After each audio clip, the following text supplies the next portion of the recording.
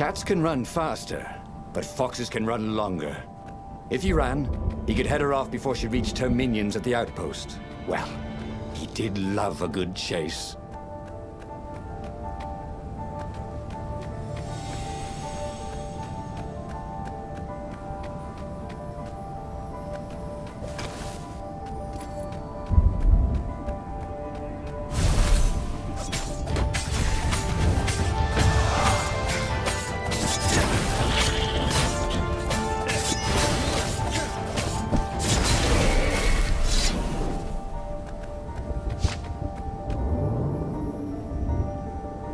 Imagine getting a horse up in one of these things. He would be cursing a blue streak.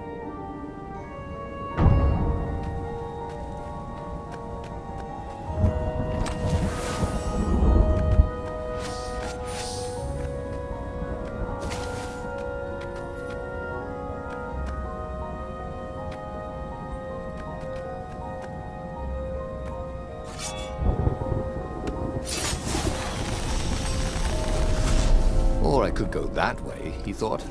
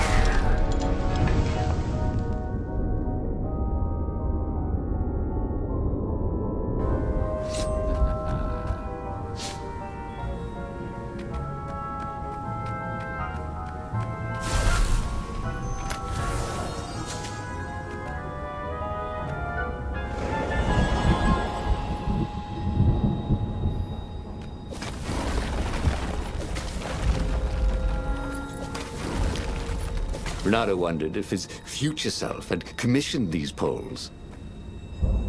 He was closing on her. He could smell her fear. He tried not to think about the interrogators at the secret base. What did they do to her? Maybe it didn't have to end that way. Maybe he could talk to her. But, after all, there were worse things the Imperials had done to friends of his.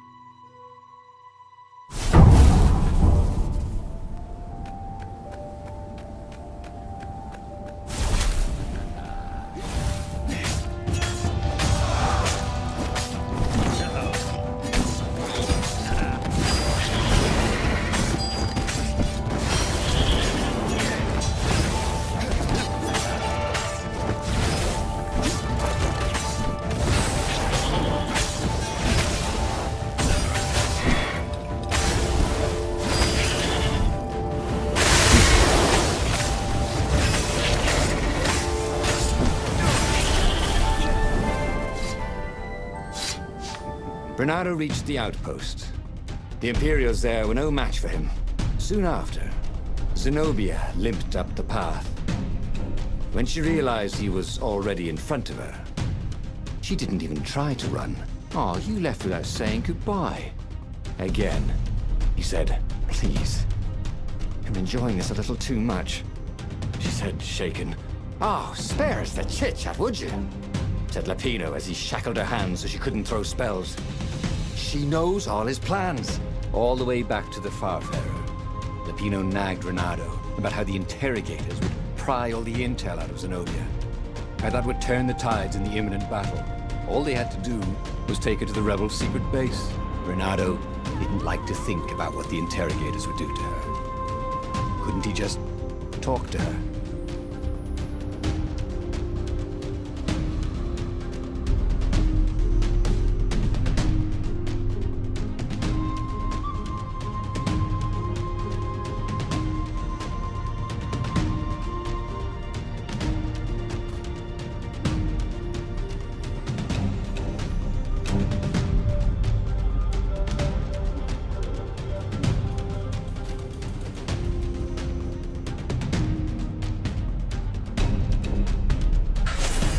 As they pulled away from the Nexus, Renato could see the fear in Zenobia's eyes. I can't take it to those creatures at the base, he whispered to Lapino. Ah, you've gone soft. Soft in the head. We captured her for what she knows. I'll take her to the mountains. Tell all the horrible things the Emperor's done. Yeah, believe me, she'll turn. And he turned the wheel. The hell you will, shouted Lapino, and he grabbed the wheel back from him. The two of them wrestled for control of the ship. It shot off like a mad sparrow. Suddenly, Renato was falling.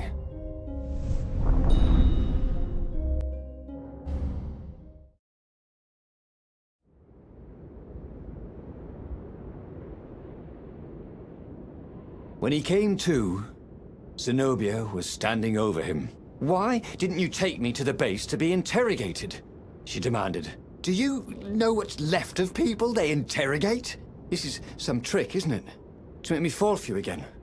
Well, I won't. Oh, go on then. Scurry back to your ravens. I can't stop you.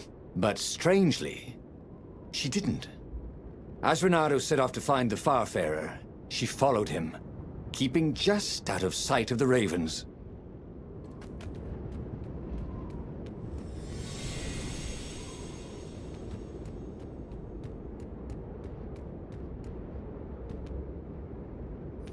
He felt like Tarzan.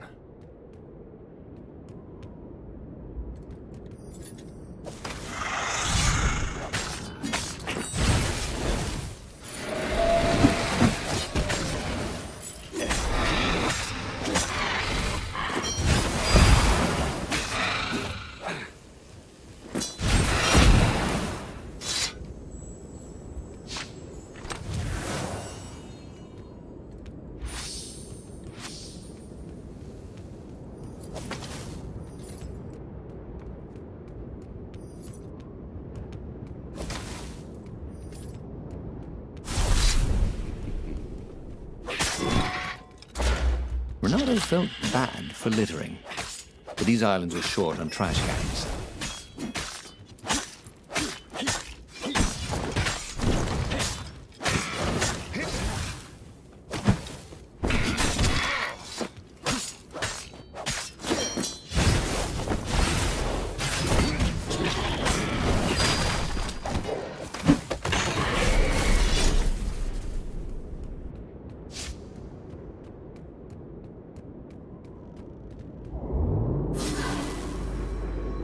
Renato had always wanted a flying carpet. This was more like a flying tabletop, but it would do.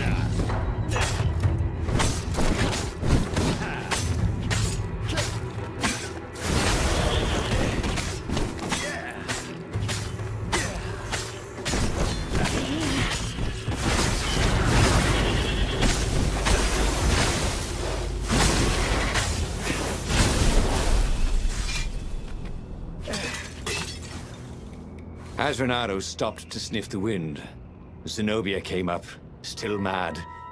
Did you really think you'd just talk me into betraying my father? Oh yeah, sure, that was exactly my plan. Then why aren't you even talking to me? Because I've never talked you into anything in my life. They're gonna court-martial you for letting me go. He caught a whiff of the Farfarer. Wet rope, tar, and a cask of Scobel ale he'd spilt last year. It was that way.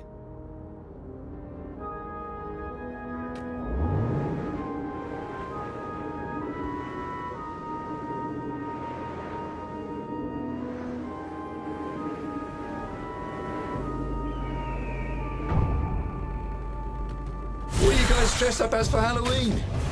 Just wondering.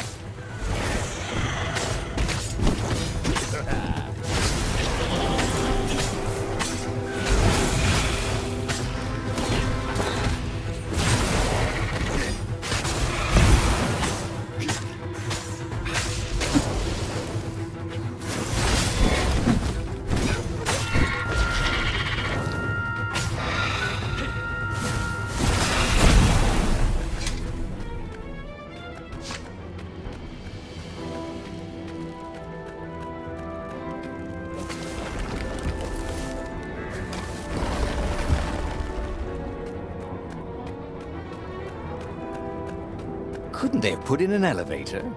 Or a giant eagle? Or something?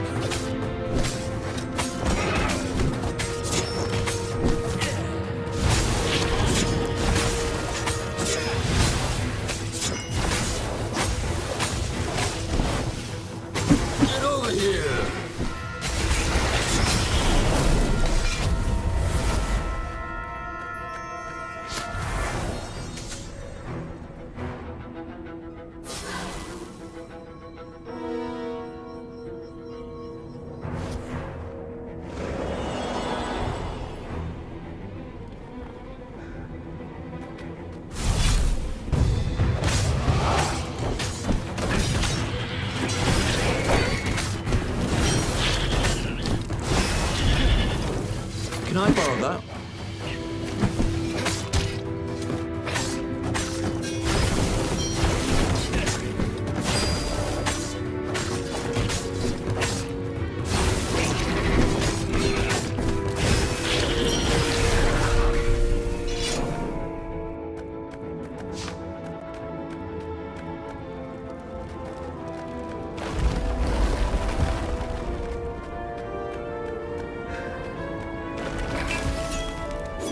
If they didn't want their things broken, they really ought to make them stronger.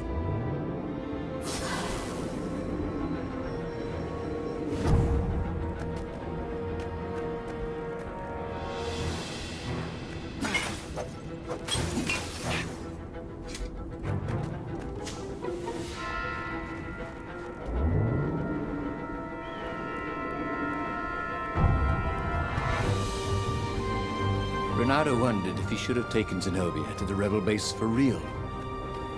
Maybe she wasn't playing him after all. After the bleak talk about the Emperor's dark secrets, he was regretting his suspicion.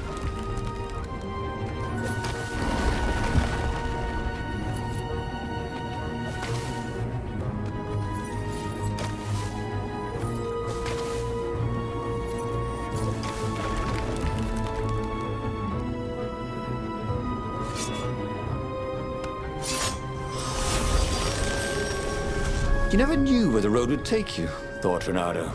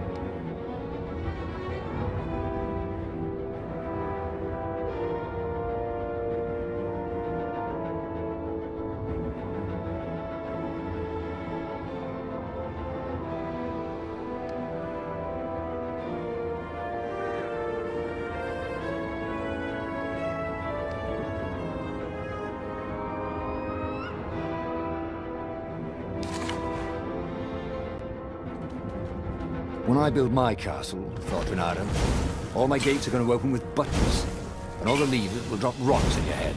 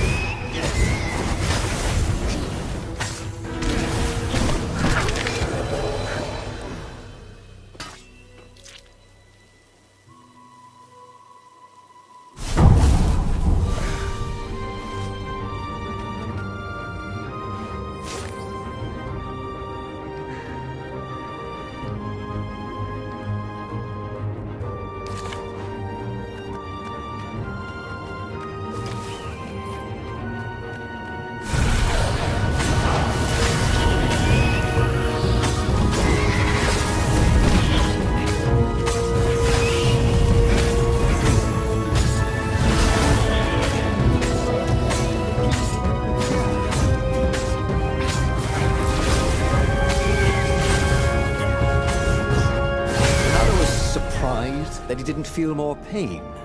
Just a bit dizzy. Whew.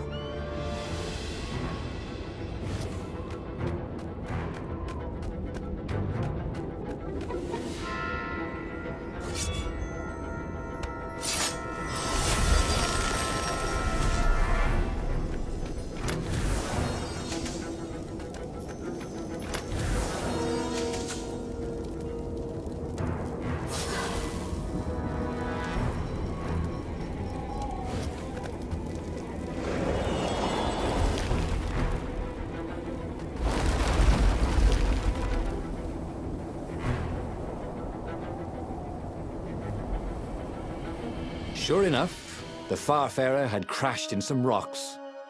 There was no sign of Lupino. Zenobia caught up. All that kid stuff in Swordfu School. Look, that's the past. We're adults now. We have duties to other people. We have destinies. What are you talking about? And you are the most arrogant, slow-witted, light-fingered, mercenary, immoral, reckless. Run away with me, said Renato, and he realized he meant it. What, just like that? She demanded. I will, if you will. So she kissed him. And it was the best kiss he'd ever had. They held hands as they boarded the Farfarer. Renato felt light-hearted, like the winds that were playing the rigging like a balalaika. But Lupino, I need to get back to Lupino, he said, suddenly realizing he could have been captured. A prisoner. He's not. How'd you know? He saw something in her eyes he didn't understand. He fell, didn't he? Into the abyss. She looked away, wouldn't answer. But then a bolt smashed through the Farfarer's keel. The broken ship plummeted out of the clouds.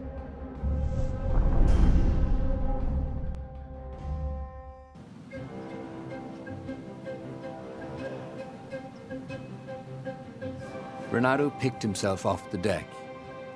They were alive. We have to get to my private ship, she said. Do you trust me? I guess I must, he said. You go on ahead. Clear the path, she said.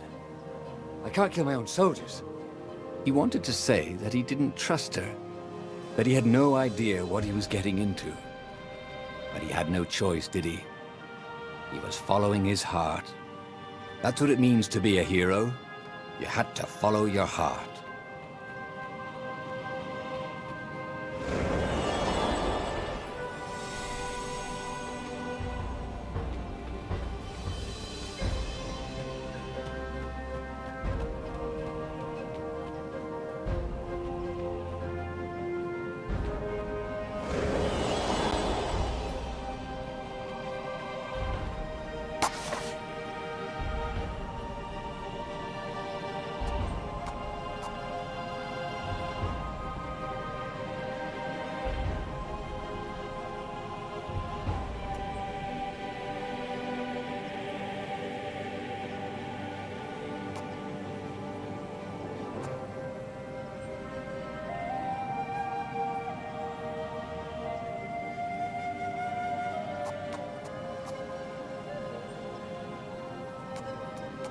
This was way better than being able to shrink down to the size of an ant.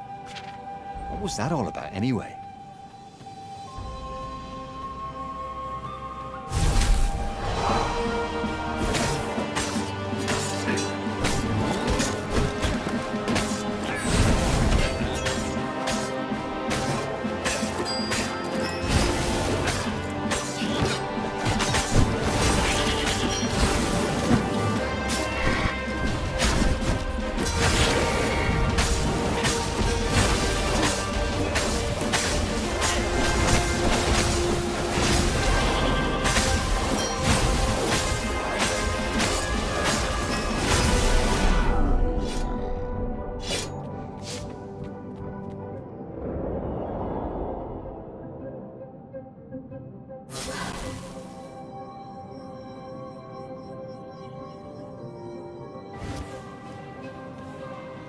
Of all the artisans he was creating employment for, truly, he was a job creator.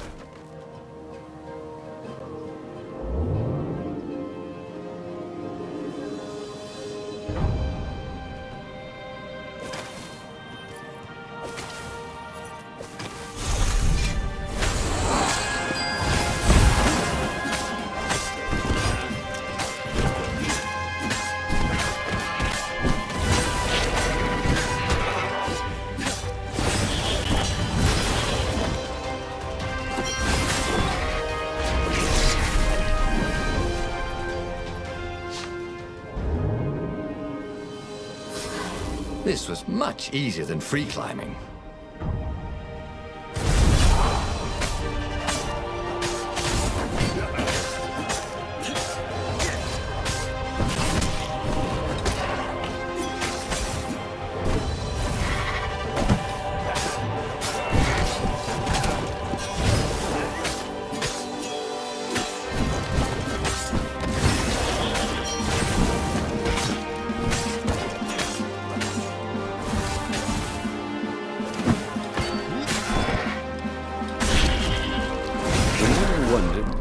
His tailor was going to charge for all the holes in his clothes.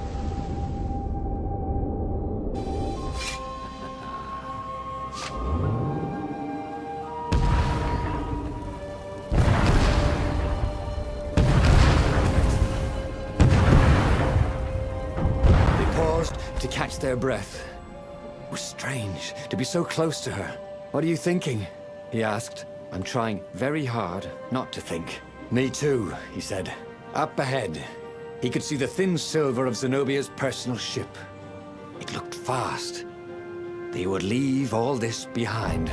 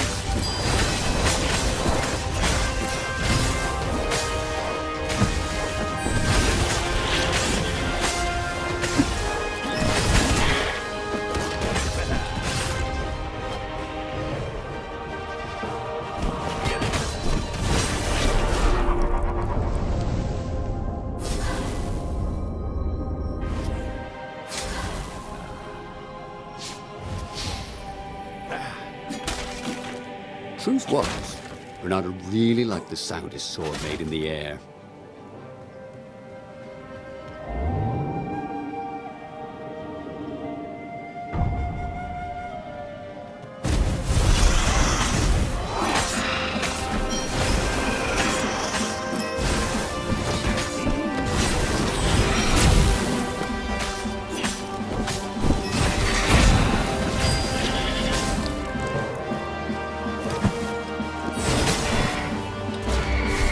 that Raven can't fly, thought Renato.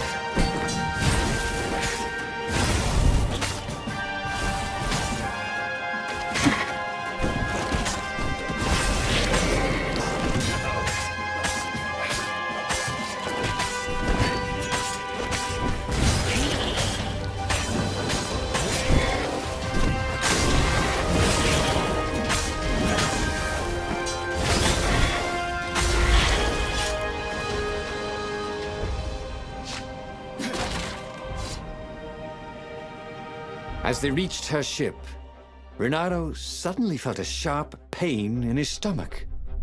He was surprised to see a crossbow bolt sticking out of it. I was going to lead the Empire to our secret base, said Lapino. But no, you had to screw up my plan because you've still got a thing for her. Renato stared at Zenobia. The kiss. Was it real? She said, with a look of indescribable sorrow. She gestured and said an arcane word, and Lapino went flying into the abyss, screaming, "I'm telling your father!" Then she knelt down to cradle his head, and her paws felt very soft and warm. He should go back to some of the choices he'd faced before.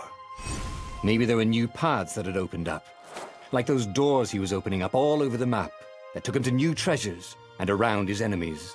And he hadn't learned anything new this time. He'd done the same thing twice, yet expected a different outcome.